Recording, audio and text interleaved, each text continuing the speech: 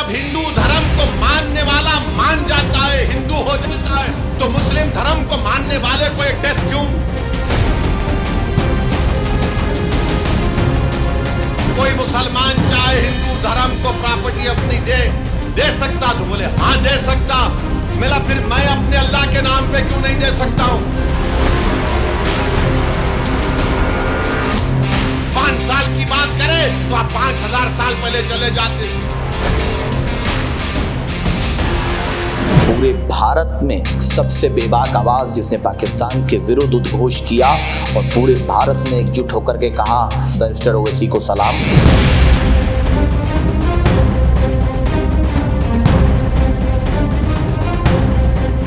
डर पैदा करने का काम सपा करती है, हमें वोट दो नहीं तो भाजपा आ जाएगी। ना हम सपा से डरते हैं ना हम भाजपा से डरते हैं। अखिलेश यादव जी सिर्फ यादवों तक सीमित रह गए हैं। मॉब लिंचिंग पे तो कभी उन्होंने आंदोलन की बात नहीं की, उन्होंने मदरसों पे कार्रवाई कभी आंदोलन की बात नहीं की। आजम खान साहब जेल में कभी तो आंदोलन नहीं किया उन्होंने, क्योंकि यहाँ पीडीए का मतलब हो गया है परिवार डेवलपमेंट एजेंसी। ये सपा, बसपा, कांग्रेस और बीजेपी का प्रचार है। किसान की बात करना किसी धर्म की बात करना है, नौजवानों की बात करना जो आज बेरोजगार है उनकी बात करना, धर्म की बात करना।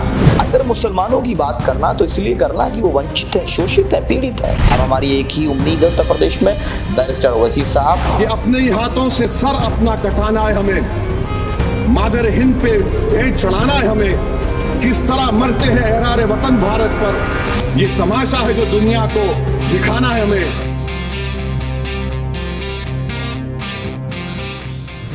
आज हमारे साथ AIMIM के नेता शादाब चौहान तमाम चुनावी मुद्दों को लेकर और जो भी अभी वर्तमान में सरकार को लेकर जन समस्याएं हैं उनको लेकर हम चर्चा करेंगे। शादाब चौहान जी, आपका बहुत हार्दिक स्वागत है हमारे चैनल यूपी पंचायत 2.0 पर। धन्यवाद, बहुत बहुत धन्यवाद। अभी हम सबसे पहले मेरठ की तमाम विधानसभाओं को लेकर आपसे चर्चा करेंगे। मेरठ में यूपी पश्चिम की जितनी भी तमाम विधानसभाई सीटें हैं, मेरठ हो या मुजफ्फरनगर हो, यहाँ पर आपकी पार्टी पहले विधानसभा चुनाव भी लड़ी थी लेकिन ज़्यादा सफलता नहीं हासिल कर पाई थी। आपकी क्या तैयारी है भविष्य में पश्चिम यूपी को लेकर? निश्चित पूरे उत्तर प्रदेश में MIM काम कर रही है और उसमें पश्चिम उत्तर प्रदेश एक बड़ा क्षेत्र है, उस पर भी हम लोग कार्य कर रहे हैं। और 2027 के चुनाव में एवं पंचायत चुनाव में MIM एक अहम भूमिका में होने वाली है, क्योंकि हम लोगों का संगठन बहुत मजबूत हुआ है। पहले हमारा संगठन उतना मजबूत नहीं था, लेकिन इस समय हमारा संगठन बहुत मजबूत है और MIM के साथ लोगों का जो प्रेम है, उत्तर प्रदेश के लोगों का जो सम्मान MIM को दे रहे हैं, बैरिस्टर ओवैसी साहब पर विश्वास और शौकत साहब का बेहद ही मजबूत नेतृत्व, संवेदनशील नेतृत्व और सियासी दूरंदेशी जिसको हम कहें, वो नेतृत्व हमारे को मिला ही हमारा सौभाग्य है। 2027 का चुनाव और पंचायत चुनाव में हम लोग निर्णायक भूमिका में रहने वाले हैं। जिस तरह से धरातल पर देखा जाता है, बैरिस्टर साहब हों या AIMIM के जो भी वरिष्ठ नेतागण हैं, मुस्लिम समाज के तमाम मुद्दों को पुरजोर से लगातार उठाते आए हैं, लेकिन जब धरातल पर आया जाता है तो मुस्लिम समाज के लोग AIMIM के बैरिस्टर साहब जो वरिष्ठ नेता हैं, अध्यक्ष हैं, उनको मुस्लिम समाज अपना नेता मानने को क्यों तैयार नहीं है? नहीं, ऐसा बिल्कुल भी नहीं है। सिर्फ मुस्लिम समाज ही नहीं बल्कि देश बैरिस्टर ओवैसी साहब को बेहतरीन नेताओं में गिनता है, मानता है, सम्मान करता है। और लोगों ने भ्रांतियां फैलाई उत्तर प्रदेश में कि ये आएंगे तो ऐसा हो जाएगा, ये किसी के इशारे पे आए हैं।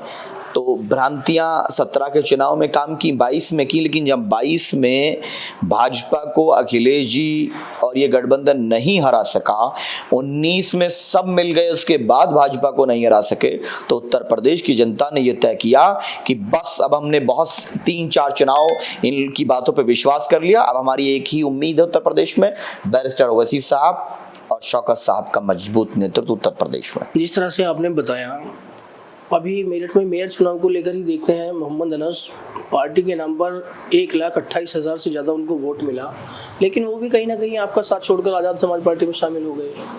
MIM मजबूती से चुनाव लड़ी। MIM को नगर निगम में पूरे पश्चिम उत्तर प्रदेश और उत्तर प्रदेश के क्षेत्रों में नगर निगम, नगर पालिका, नगर पंचायत हमारे चेयरमैन जीत करके आए, चेयरमैन संबल हमारे जीत करके आए।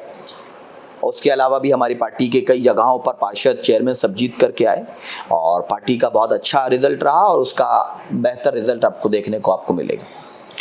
कई सारी पार्टियों का आरोप AIMIM पर यह भी लगता है कि जिस तरह भारतीय जनता पार्टी लगातार केवल हिंदुत्व की बात करती है, उसी तरह AIMIM के बैरिस्टर असदुद्दीन ओवैसी साहब भी केवल मात्र मुसलमानों की ही बात करते हैं, किसी और समाज को अपनी पार्टी के नेतृत्व में ज़्यादा जगह नहीं देते हैं।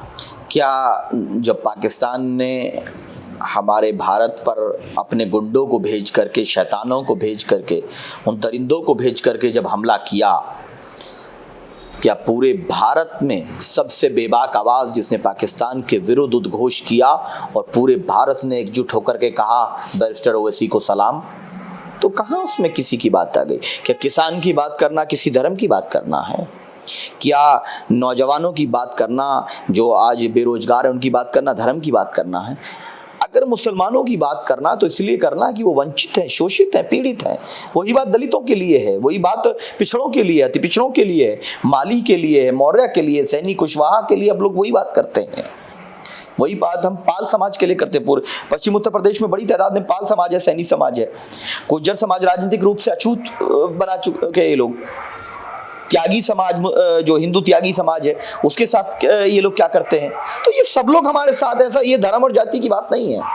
MIM बात बिल्कुल मुसलमानों की बेबाकी से इसलिए करती है क्योंकि वो भी पीड़ित है। उतनी बेबाकी से जब बात देश की आती है वो भी करते हैं।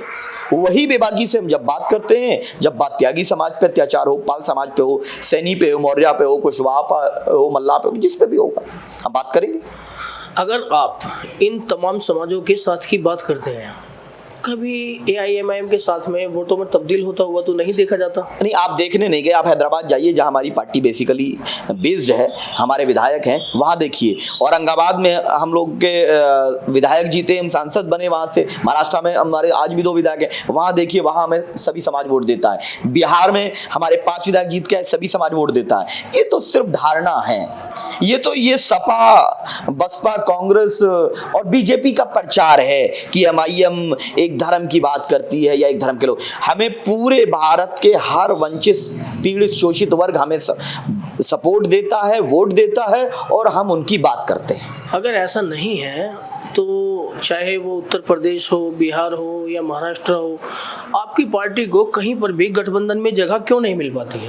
ये पैमाना नहीं हो सकता। ये सब लोग जो हैं, ज़्यादातर लोग बेईमान हैं और बेईमान लोग ईमानदारों से डरते हैं। उनको अहंकार है, सत्ता का नशा है और किसी को ये नशा है कि गरीबों का वोट का ठेकेदार तो मैं हूँ, ये कौन आगे बात करने वाले। ये वजह है और कोई वजह नहीं है। पूरा देश बैरिस्टर ओवैसी साहब का सम्मान करता है, सिर्फ उन नफरती चिंटुओं को छोड़ करके जो संविधान पे विश्वास नहीं रखते। चलिए शादाब भाई, थोड़ा सा आपने किसानों को लेकर जिक्र किया था, कभी किसानों की आवाज़ बनते हुए नजर तो नहीं आती है धरातल पर AIMIM? धरातल का मतलब क्या होता है?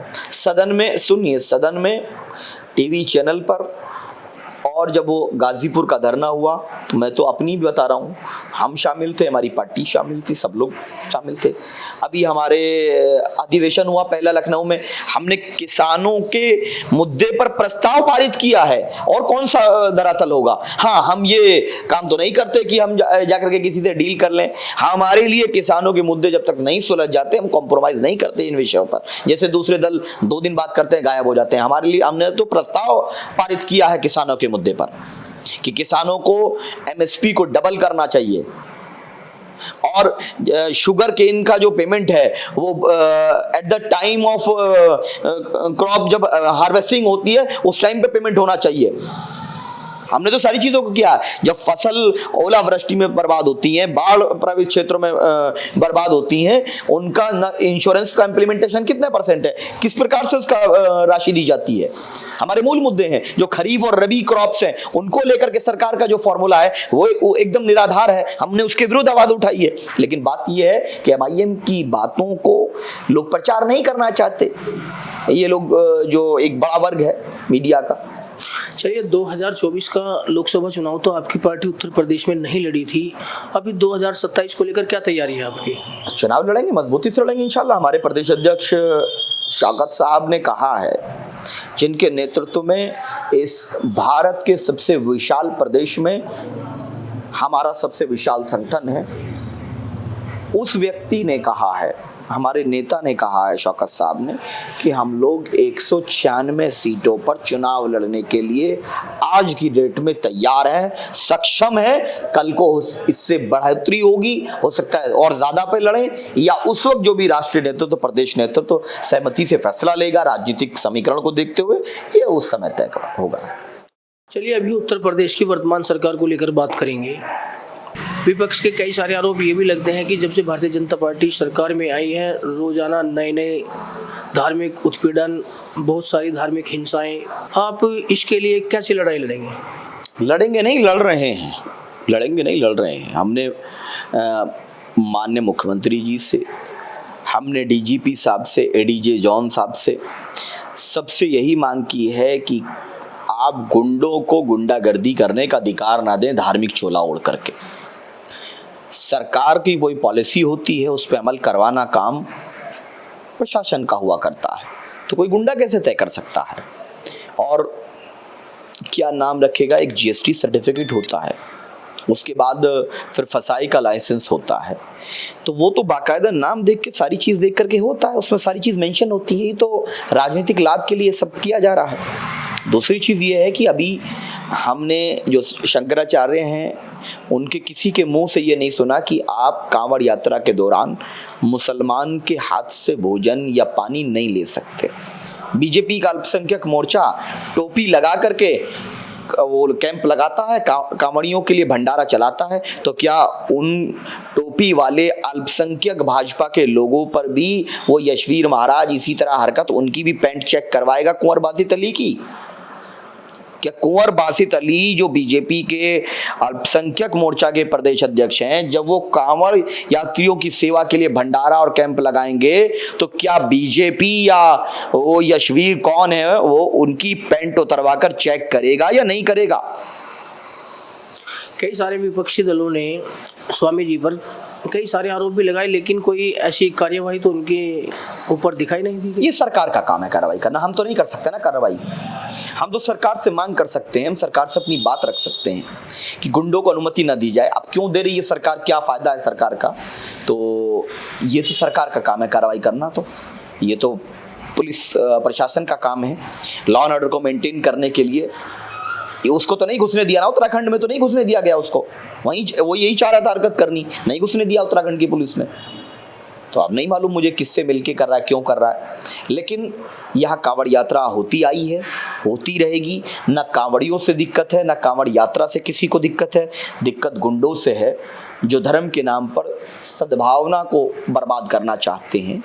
और डेडिकेटेड कॉरिडोर नहीं बनाया इन्होंने कांवड़ यात्रियों के लिए, जिससे आम जन की भी सुविधा होती, उनकी भी होती। कांवड़ियों का रजिस्ट्रेशन करा करके उनकी सुविधा सुनिश्चित करने का कार्य सरकार ने नहीं किया।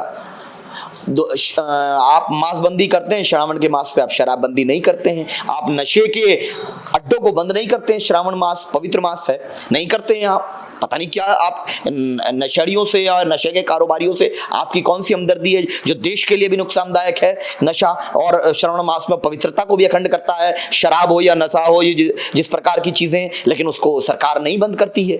सरकार जो है ये तय नहीं करती है कि कांवड़ियों के वहाँ डीजे कोई गुंडे घुस करके उनका भेष धारण करके कोई उन्माद ना फैला दें, कोई डीजे में गलत चीजें, उल्टी सीधी चीजें ना बजाएं। ये सब चीजें प्लानिंग तो सरकार ने नहीं की। जो करना चाहिए उनकी सुविधा के लिए वो नहीं किया, अपनी नाकामी छिपाने के लिए इस गुंडे को शायद आगे किया, ऐसा प्रतीत होता है। चलिए शादाब भाई, अभी हम बिहार को लेकर थोड़ी बातचीत जरूर करेंगे। अभी देखा होगा आपने 2003 के बाद के जितने भी वोटर हैं उनकी भी समीक्षा की जा रही है। आधार कार्ड, पैन कार्ड ये मान्य नहीं है, उससे पहले की जो भी समस्याएं हैं, बड़ी परेशानी है वहाँ के लोगों को इसको लेकर। वहाँ पर विपक्ष भी लगातार सवाल उठा रहा है, आपकी पार्टी किस तरह से देखती है? बैरिस्टर ओवैसी साहब ने इस संबंध में सबसे पहले इलेक्शन कमीशन ऑफ इंडिया को पत्र लिखा था। हमारे प्रदेश अध्यक्ष अख्तरुल साहब और आदिल साहब, हमारे यूथ प्रेसिडेंट, और राणा रंजीत साहब, ये लोग वहाँ स्टेट इलेक्शन कमीशन को मिले जा कर के और अपनी बात रखी कि किस प्रकार से इसमें कमियां हैं, किस प्रकार से ये बैकडोर एनआरसी प्रतीत होता है, किस प्रकार से इसमें आम जन को असुविधा होने वाली है, कैसे ये कार्य असंभव नहीं है, क्या इसका प्रभाव पड़ने वाला है। अगर जो उन लोगों को अवैध आप घोषित अगर करेंगे, इनवैलिड घोषित करेंगे, उन लोगों ने तो अभी 1 साल पहले वोट दिया है और उसमें 30 सांसद उसी बिहार से बीजेपी के जीत करके आए हैं, तो जब वो वोटर ही अवैध हैं तो फिर वो चुनाव को फिर तो अवैध करार दे दिया जाएगा। क्या वो सारे 30 सांसद इस्तीफा दे देंगे? क्या फिर मोदी जी प्रधानमंत्री पद से इस्तीफा दे देंगे? तो ये तो तय करना पड़ेगा। तो ये सारी चीजें हमारे वहां प्रदेश नेतृत्व ने भी, राष्ट्रीय नेतृत्व ने रखी है, अख्तरुल साहब ने भी रखी है, बैरिस्टर ओवैसी साहब ने भी रखी है। अभी जो वहाँ के आपके प्रदेश अध्यक्ष हैं, उन्होंने भी गठबंधन के लिए, महागठबंधन में शामिल होने के लिए पत्र लिखा है। क्या उम्मीदें हैं आपको महागठबंधन को लेकर? हम अपना कार्य कर रहे हैं सकारात्मक रूप से। आरजेडी ने हमारे 4 विधायकों को खरीदा, लोकतांत्रिक मूल्यों की हत्या की, लेकिन बिहार की आम जनता के हितों को सर्वोपरि रखते हुए, सांप्रदायिक ताकतों को हराने के लिए, सेकुलर वोटों के बंटवारे को रोकने के लिए, इन सबको देखकर हमने बड़े दिल दिखाते हुए राष्ट्रीय अध्यक्ष ओवैसी साहब ने भी इस चीज़ को टीवी पे भी कहा कई बार, और हमारे अख्तरुल साहब ने आधिकारिक तौर पे पत्र लिखकर इस बात को कहा कि हम वोटों का बंटवारा नहीं चाहते। अब जो है आरजेडी को और उनके जो घटक दल है उनको तय करना है कि क्या वो बिहार के हितों को सर्वोपरि रखते हैं, क्या वो सेकुलर वोटों के बंटवारे को रोकना चाहते हैं, क्या वो सांप्रदायिक ताकतों को हराना चाहते हैं, या फिर वो अपने अहंकार में उनको बाईपास देना चाहते हैं। हम तो चुनाव लड़ेंगे, हम राजनीतिक दल हैं, हमें बिहार की जनता प्रेम करती है। पिछले चुनाव में 5 आए थे, हमें लगता है बिहार की जनता का जो प्रेम बढ़ा है बैरिस्टर ओवैसी साहब के प्रति और अख्तरुल साहब के प्रति, वो 5 से 25 होंगे। उन्होंने 4 लिया, हमारा 4 के बदले 24 और आने वाले हैं। लेकिन आपकी जो पार्टी के वो 4 विधायक आरजेडी में शामिल हुए, आपने इस पर बैठकर कभी समीक्षा भी की होगी, पार्टी का जो भी सक्रिय संगठन है आपका बिहार में, ऐसी क्या कमियां रही पार्टी के संगठन में कि आपके विधायक आरजेडी में ही शामिल हो गए? ज्योतिरादित्य सिंधिया बीजेपी में चले गए, क्या कमियां रही? जितेंद्र प्रसाद चले गए, गौरव वल्लभ चले गए, सपा के बड़े बड़े लोग चले गए, इनके एमएलसी राज्यसभा सांसद थे नरेश अग्रवाल, जिन्होंने कहा था रम में बसे राम, क्या कहा था उन्होंने, उल्टी सीधी चीज़ें कही थी, वो चले गए। तो राजनीति में कुछ लोग जो हैं गद्दारी करते हैं, कुछ लोग धोखा देते हैं। अब क्यों गए, क्या गए, इस पर मुझे बहुत ज़्यादा बात नहीं करना है, लेकिन बिहार की जनता 4 का जवाब 24 से देने वाली है। चलिए अभी ये बताइए, बिहार का आने वाला चुनाव हो या उत्तर प्रदेश का भी चुनाव 2027 में होना है, AIMIM की मुख्य विचारधारा क्या है? अभी जनता के साथ न्याय और पूरे देश में जहाँ जहाँ हम लड़ रहे हैं वहाँ शांति स्थापित हो, हर वर्ग के साथ बिना भेदभाव के न्याय हो, यही हमारी विचारधारा है। हमारा राजनीतिक नेतृत्व सुनिश्चित हो, संविधान में दिए गए मौलिक अधिकारों की रक्षा सबकी हो, महिलाओं का सम्मान हो, किसानों को उनके अधिकार मिलें, युवाओं को रोजगार मिले, शिक्षा, स्वास्थ्य और सुरक्षा के क्षेत्र में क्रांति हो, सबका सम्मान हो, यही हमारी विचारधारा है। जितनी भी देश में सांप्रदायिक घटनाएं बढ़ रही हैं, इस पर AIMIM का क्या विचारधारा है? सांप्रदायिक ताकतों के खिलाफ हम लड़ रहे हैं, ये हमारा विचार है। इसीलिए तुम कहते हैं न्याय और शांति हमारे लिए महत्वपूर्ण है। NRC हो या CAA हो, इस पर आपकी पार्टी का क्या स्टैंड है? जब जब सरकार कोई भी असंवैधानिक कार्य करेगी, जन विरोधी कार्य करेगी, जनमानस को परेशान करने का कार्य करेगी, MIM उसके खिलाफ संवैधानिक रास्ता अपनाते हुए जो लोकतांत्रिक अधिकार है उनका प्रयोग करते हुए संवैधानिक संघर्ष के लिए तत्पर है। विपक्षी पार्टियों के नेताओं का ये भी कहना है कि AIM केवल मुस्लिम वोटों पर ही सीमित रह गई है, भारतीय जनता पार्टी के लिए लगातार फायदे के काम करती नजर आती है। अखिलेश यादव जी सिर्फ यादवों तक सीमित रह गए हैं। उनके यहाँ पीडीए का मतलब हो गया है परिवार डेवलपमेंट एजेंसी। मुसलमान उनकी दरी बिछाए, उनके यहाँ पर पानी पिलाए, उनके आसपास घूमे और यादव जी मिनिस्टर बनेंगे, यादव जी सम्मान पाएंगे, विधायक, चीफ मिनिस्टर वो बनेंगे। डिप्टी चीफ मिनिस्टर आज तक किसी मुसलमान को उन्होंने नहीं बनाया। और ये सारे दल जो हैं, कोई भी दल मुसलमानों के साथ न्याय नहीं किया, दलितों के साथ न्याय नहीं किया, पश्चिम उत्तर प्रदेश में गुजरों के साथ न्याय नहीं किया, पश्चिम उत्तर प्रदेश में पाल समाज और सैनी समाज के साथ न्याय नहीं किया। बता दीजिए सैनी को कब डिप्टी चीफ मिनिस्टर बनाया गया, पाल को कब बनाया गया, गुजर को कब बनाया गया, बता दीजिए उत्तर प्रदेश में। मुझे भाजपा ने बनाया क्या, सपा ने बनाया क्या, बसपा ने बनाया क्या? और हम इस विषय पे विचार करेंगे। भाजपा के कई सारे उत्तर प्रदेश में विपक्षी नेताओं का कहना यह है कि जिस तरह भारतीय जनता पार्टी हिंदुओं में डर पैदा करती है, उसी तरह से AIMIM मुस्लिम समाज में डर पैदा करती है। डर पैदा करने का काम सपा करती है, हमें वोट दो नहीं तो भाजपा आ जाएगी, जो डरा करके धमकी दे करके हमसे वोट लेती है। और उत्तर प्रदेश के मुसलमान ने बता दिया, ना हम सपा से डरते हैं, ना हम भाजपा से डरते हैं, हम अल्लाह से डरते हैं। और हम अपने बच्चों को बेहतर शिक्षा, सुरक्षा, स्वास्थ्य, सम्मान जैसी मूल सुविधाओं को लेकर के हम वोट देंगे। धर्म और जाति के नाम पर हम वोट नहीं देंगे। लेकिन ऐसा होता तो नहीं है। होगा, 2027 का इंतजार करिए। अब हम आ गए तो होगा। अभी आप बिहार के चुनाव को लीजिए या 2027 के उत्तर प्रदेश के चुनाव को लीजिए, आपको क्या लगता है कि जातियों की अहम भूमिका होगी या नहीं? हमारे लिए ये महत्वपूर्ण नहीं है कौन किस जाति से है। हाँ, जिस जाति के साथ अत्याचार अन्याय हुआ होगा उसको समान लाने के लिए हम प्रयासरत रहेंगे। अत्याचार को समाप्त करना हमारा मूल जो है विषय है। अभी उत्तर प्रदेश को लेकर ही बात करेंगे। यहाँ पर बड़ी आबादी में मुस्लिम समाज समाजवादी पार्टी को वोट करता आया है, लगातार कर भी रहा है। आपको क्या लगता है कि मुस्लिम समाज को आप कहाँ तक समझाने में जो है सफल हो सकते हैं? मुस्लिम समाज समझ चुका है। अखिलेश यादव जी की एक एक हरकत पे मुस्लिम समाज की नज़र है। कैसे आलम बदी साहब के साथ जो किया गया है, वो हमारे बुजुर्ग हैं, बिल्कुल हमारे दल में नहीं लेकिन हमारे बुजुर्ग हैं, 93 साल उनकी उम्र है, इतना ईमानदार शख्सियत हैं। कभी उन्होंने अपने बेटे को, जैसे मुलायम सिंह जी ने तो अखिलेश यादव जी को ला करके चीफ मिनिस्टर बना दिया, उन्होंने कभी अपने बेटे को प्रमोट करके इस तरह से विधायक तक नहीं बनाया। उस आदमी के साथ अब ये हरकत करेंगे? तो ये सब चीज़ें उत्तर प्रदेश का मुसलमान बहुत समझदार है। हमें समझाना बताना नहीं, वो उत्तर प्रदेश के मुसलमानों को अल्लाह ने अक्ल सलीम दी है, वो देख रहा है। और 2027 में हमारे बगैर अखिलेश यादव जी मुख्यमंत्री नहीं बन सकते। मेरी बात ये रिकॉर्ड कर लीजिए। जिस तरह से आपने बताया 2027 को लेकर, लेकिन मुस्लिम समाज का जो रुझान है वो बदलता हुआ नज़र, तो इतना विरोध होने के बाद में भी कई सारे मुस्लिम नेताओं के मंचों पर भी उत्पीड़न दिखाए जाते हैं। लेकिन मुस्लिम समाज जो है वो लगातार समाजवादी की पार्टी के साथ और मजबूती से जुड़ा नहीं है। ये आपको गलत जानकारी नहीं है। आप अखिलेश यादव जी को बुला लीजिए, यही जाम बैठे हैं, और बैरिस्टर ओवैसी साहब को बुला लीजिए। अखिलेश यादव जी के साथ अगर एक मुसलमान नजर आ जाए तो मैं नाम बदल देना। आए थे मेरठ, मुस्लिम इलाकों में प्रचार करके गए थे अखिलेश यादव जी। कितना वोट मिला? वोट ही नहीं मिला। हमने तो कहा था कि 2 चक्कर और लगा देते अगर अखिलेश यादव तो मेरठ में MIM का मेयर होता।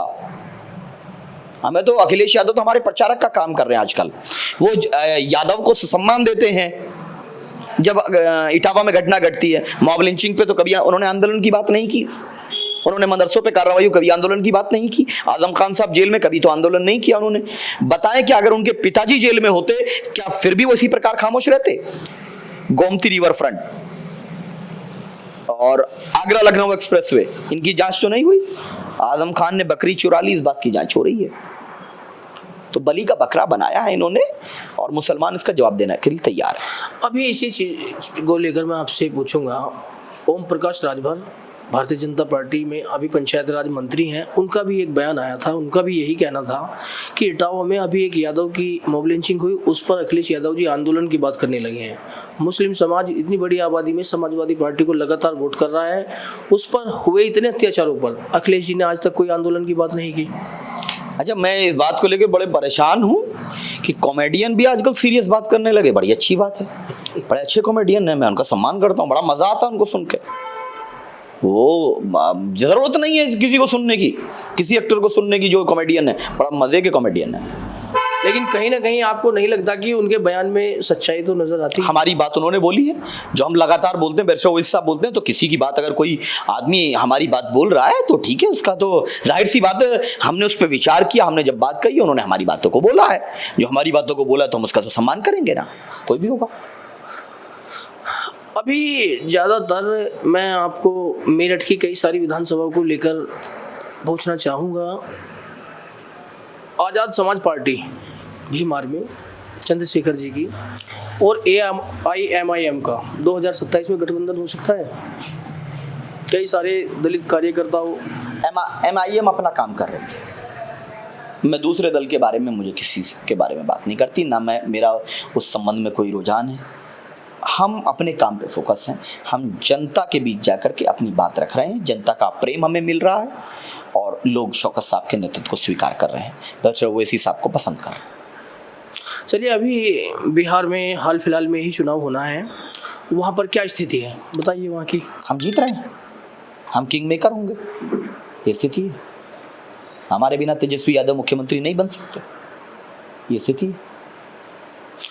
वो आपको गठबंधन में शामिल नहीं करना, अगर नहीं करते हैं फिर भी आप उनको समर्थन करेंगे अगर वो मुख्यमंत्री बनते हैं तो? चुनाव लड़ेंगे, अपनी शर्तें होंगी, सीमांचल को उनको डेवलप करना होगा, वहाँ पर मुसलमानों को शिक्षा में आरक्षण देना होगा, हमारे क्षेत्र में स्कूलों का निर्माण करना होगा, हमारे क्षेत्र में अस्पतालों का निर्माण करना होगा, सड़कें बनानी होंगी, पुल बनाने होंगे, बाढ़ ग्रसित क्षेत्रों में लोगों की मदद करनी होगी, पुल बनाने होंगे, पक्के मकान बनाने के देने होंगे, अपनी शर्तों पे हम देंगे, लेकिन हमारी शर्तें हमारी शर्तें होंगी जनसेवा, हमारे लक्ष्य यही है। सीमांचल में AIMIM की बढ़ती लोकप्रियता है, क्या कारण है? बिहार में अत्याचार हुआ, भेदभाव हुआ और किसी ने अगर पहचान दिलाई, बात की सीमांचल की, तो बैरिस्टर ओवैसी साहब, अख्तरुल साहब, आदि साहब की। इसलिए लोगों का प्रेम है, हमारे पास शब्द नहीं है सीमांचल और बिहार की जनता का धन्यवाद करने के लिए कि उन्होंने हमारे 4 विधायक खरीद लिए, तो उसके बाद बिहार की जनता ने सड़कों पे आकर कहा और कह रही है जनता, उन्होंने 4 खरीदे, हम 24 से ज़्यादा आपको देंगे, क्योंकि हमें आप पर विश्वास है, आप हमारी आवाज़ हैं, ये विश्वास है, उसके लिए हम आभारी हैं बिहार की जनता का। चलिए शादाब भाई, अभी हम फिर दोबारा से उत्तर प्रदेश को लेकर रुख करेंगे। अभी फिलहाल में पंचायत चुनाव होने हैं अगले वर्ष में, और फिर 2027 में विधानसभा चुनाव भी होने हैं। आप तमाम मेरठ वासियों और पूरे प्रदेश वासियों, खासतौर से उत्तर प्रदेश को लेकर बात करेंगे, आप हमारे चैनल यूपी पंचायत 2.0 के मंच से क्या संदेश देना चाहेंगे जनता के लिए? जनता का संदेश मैं नहीं देना चाहता। क्यों नहीं देना चाहता? क्योंकि हम तो जनता से संदेश लेते हैं, उनकी मन की बात हम बोलते हैं, उनके विचार हम प्रकट करते हैं, हम उनकी एक आवाज़ हैं, हम उनको आदेश देने वाले नहीं हैं। आदेश देने वाले नेता बहुत आए, बेड़ा गर्क करके रख दिया उन्होंने। हम तो जो जनता की जो समस्याएं हैं, जो जनता की आवाज़ है, उनके विचार हैं, उनको प्रकट करने वाली आवाज़ का नाम शादाब चौहान है। और जो जनता हमसे कहेगी जिस प्रकार से कैसे मिलकर के चुनाव लड़ा जाए, कैसे जीता जाए, उसके लिए हम शौकत साहब के नेतृत्व में कार्य करें। लोगों से अपील करना नहीं चाहेंगे कि जनता विकास के नाम पर वोट करे, जाति धर्म और इन चीज़ों में बटकर वोट न करे? उत्तर प्रदेश की जनता समझदार है, वो विकास के नाम पर, सुरक्षा के नाम पर, सम्मान के नाम पर, राजनीतिक प्रतिनिधित्व के नाम पर वोट देने जा रही है। किसान अपनी समस्याओं को देखते हुए वोट करें, जाति धर्मों में न बटें। नहीं, किसान, मुसलमान किसान कभी भी जाति धर्म के नाम पर वोट नहीं देता।